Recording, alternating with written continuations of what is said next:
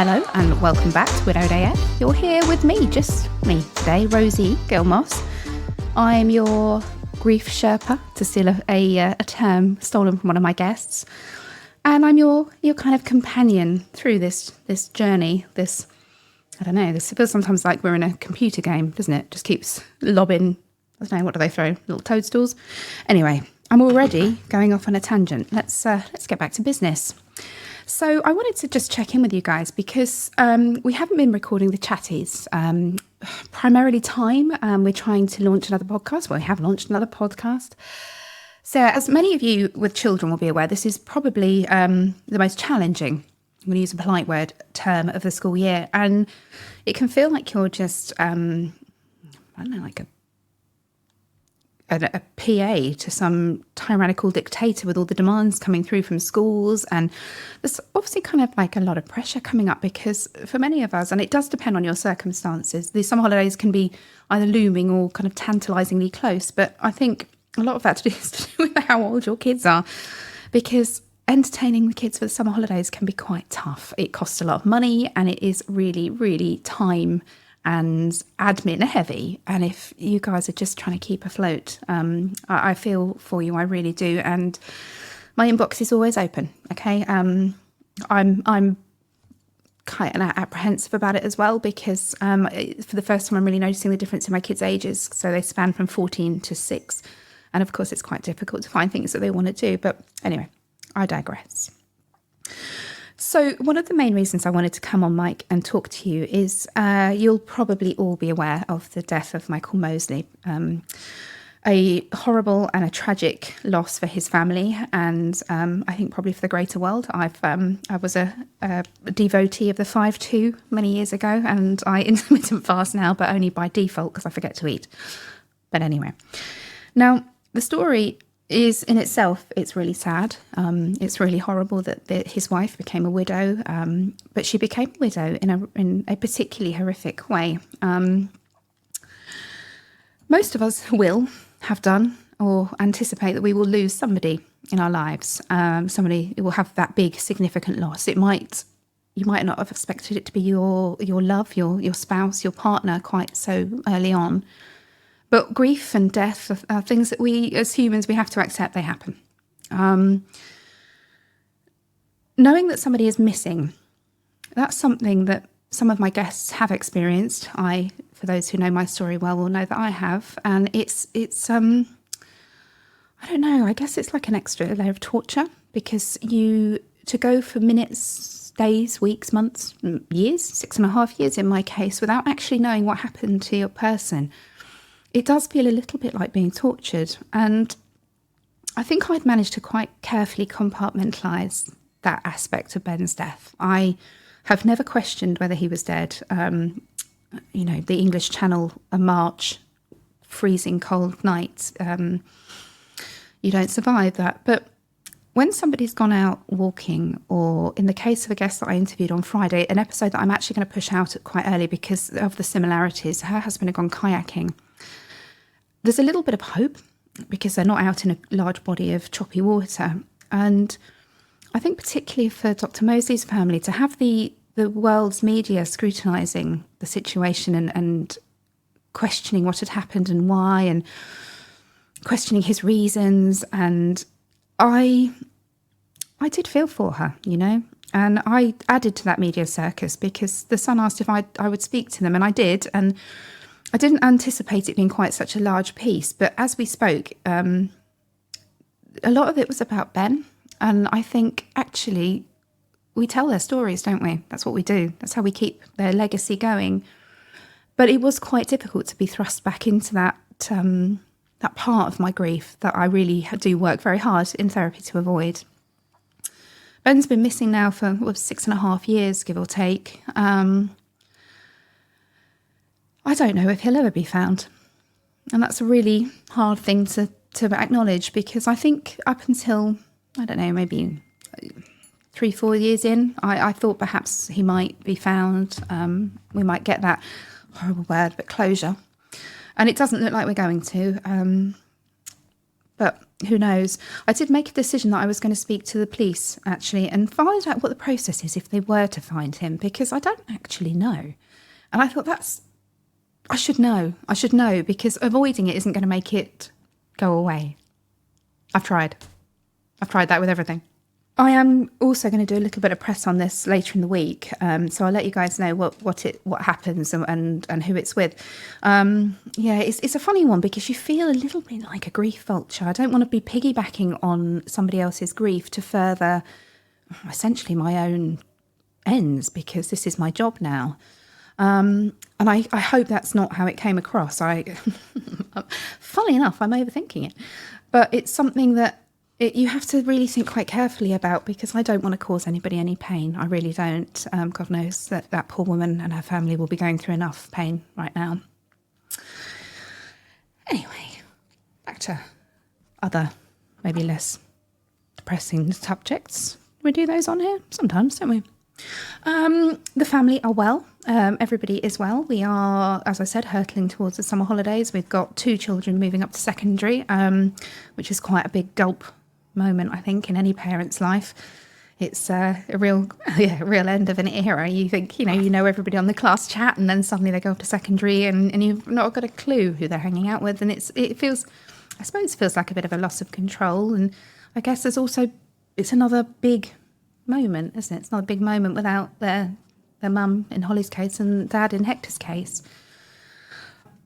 But also, I'm so immensely proud of them, of all of them, actually, because they've all, nearly. One of them finishes next Wednesday, which I think is unacceptable, which will be this Wednesday, probably, when this goes out. Anyway, but they've all got through another school year. They've all got great results. They've been good human beings. And we've all sort of bumbled along pretty well, for the most part.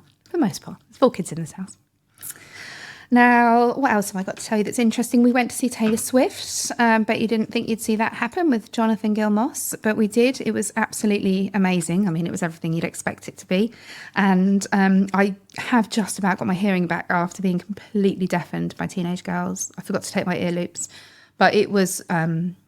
it was sensational. It was spectacular. And I'm so grateful to a friend of mine that managed to get tickets for us. So thank you, Sarah, if you're listening, because I did not have the patience to persevere and get them. So I would have missed out. But yeah, it was just felt like being, I know it's so cliche, but it felt like being part of something. It was this great kind of beast that was bigger than any of us. And I guess that it's that feeling of community, isn't it? It's that feeling of being together and everybody is singing the same song and waving their arms in the air and wearing sequins. And it was just, as the sun set over Wembley Stadium, you could just see this sea of sequins. It really was quite magical.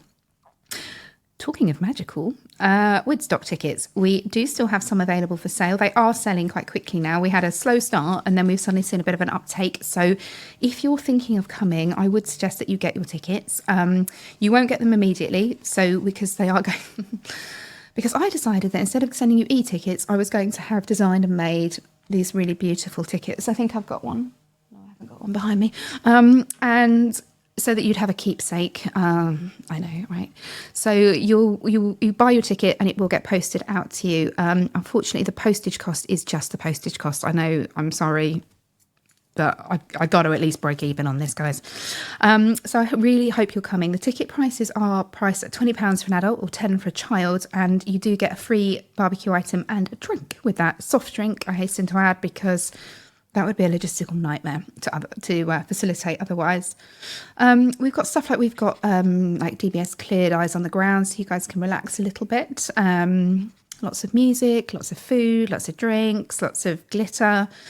Some people are coming with the kids, some people are coming without their kids. I will leave that entirely up to your discretion. Mine will be there, but probably not till 11, if I'm honest. I had a little solo trip, actually. I went away to Amsterdam. I was actually going out there to do a psychedelic retreat, which is something I've always wanted to do. And I just dropped that in, didn't I? There's no buy dinner or anything first. I went straight in with that one. I've been coming off my sertraline with a view to doing this experience, and I don't think I was in the right place. I managed to get myself to Amsterdam, so I got to the retreat and I just couldn't go ahead with it. Even staying there, it just you know those spidey senses that we talk about where you just feel like something is off? And actually, as soon as I got quite upset and said I'm going to leave, their attitude to me really changed, and they were really kind of harsh and a bit mean, if I'm honest. And I ended up in the middle of the Netherlands because it was about an hour outside of Amsterdam. Bloody hell have I done? Like, what is the matter with me? Why do I just lurch from weird scenario to weird scenario? And why do these things always happen to me? I'm the common denominator. And to quote Taylor Swift, I'm the problem, it's me. But I got, with the help of my husband, I got myself to a hotel in Amsterdam. And I went out and I walked about, and I went, I had a coffee. And I decompressed a bit. And the next day I was unsure whether I was going to come home that day. I could get a flight home, but I had a flight booked for the following day anyway. And actually, in the end, I decided that I was going to stay. And I did something that I haven't done for a very long time. And I went abroad, I travelled on my own. And it was really quite liberating. I didn't do a huge amount. I mooched about, went around the thrift shops. I'm a bit of a sucker for a second-hand shop. So I didn't have anybody else to think about. So I could, rummage through the musty old clothes at my own leisure. And I went on a boat trip. Did you know that the houses in Amsterdam are called dancing houses because of the subsidence? I did not know that, but there you go. And I also didn't know, oh God, I'm such a nerd, but that they've got hooks on the outside of their houses because when they move house, the Dutch, they don't tend to use the front door in Amsterdam because the windows are bigger. So they lift up. This is not a podcast about Amsterdam. But the moral of my story is that I tried to do a really, really, really hard thing, and don't snigger at that, please. And it didn't work out. And I felt quite ashamed. I felt quite infantilized. I felt quite embarrassed and stupid, and all these negative words that I was putting onto myself. And then I think by staying for that extra night, I almost reframed it as my first solo trip. And I would have, company would have been nice, but actually I think being in your own company is quite hard. And especially if, like me, you have run from your own company for your whole life, then spending time with yourself can be challenging.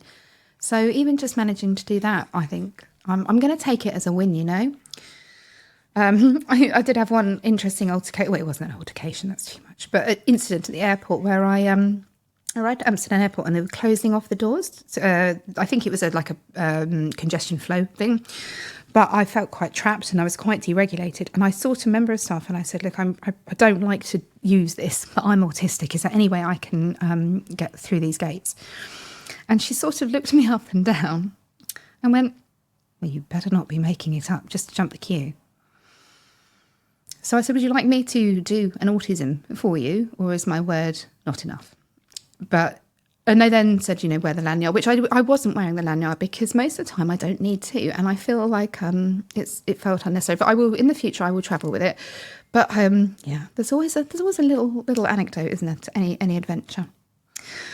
Anyway, I am going to go because, quite frankly, I'm absolutely boiling. I've had to shut the door to the studio because there's some building work going on next door, and it's about, I'm going to hazard a guess, at 90 degrees in here. You could roast a rotisserie chicken, probably, if you wished. That's how I feel. Anyway, on that delightful note, I will let you go. And from my broken heart to your broken hearts, I wish you much love and peace. Bye-bye.